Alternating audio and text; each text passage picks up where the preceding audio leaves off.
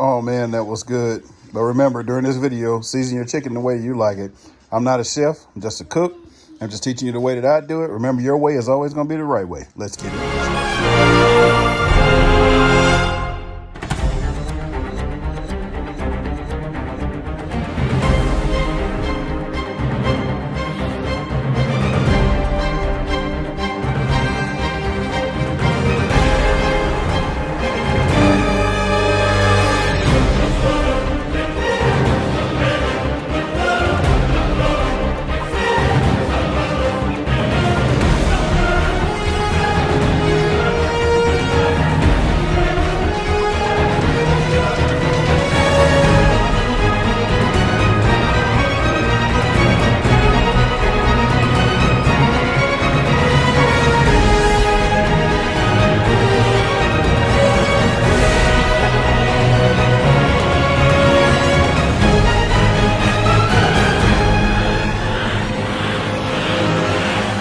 Very simple.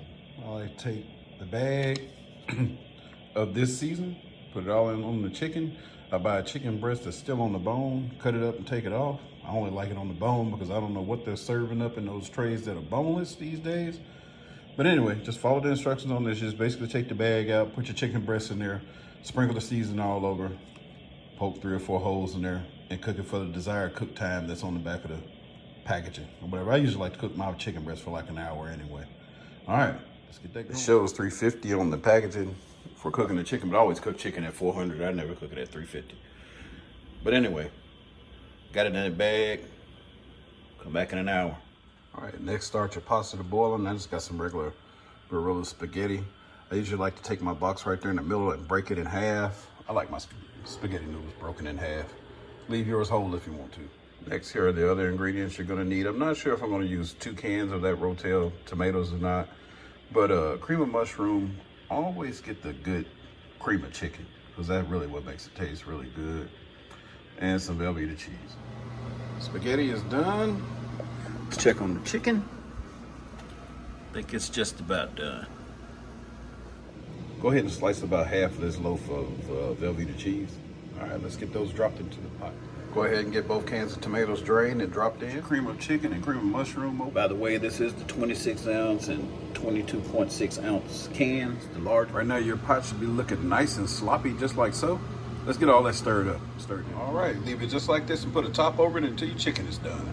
Make sure the stove is on. Let's get this chicken out and diced up. All right, got my chicken all chopped up into my desired size pieces. Chop yours however you want. And those bags, just keep them really juicy and tender. So if you're just cooking some chicken breast for a meal prep, I would suggest that you throw a little butter in there with it. All right, now that our chicken is done, we got it dropped in. We're gonna get that stirred in and turn it on to a low heat. Let everything melt. During this process while it's heating, I like to add 1 packet of this Lipton onion soup mix in there. Trust me, it's not gonna be salty.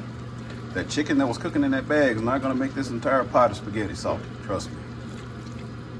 Make sure you keep stirring so it won't stick to the bottom of your pot.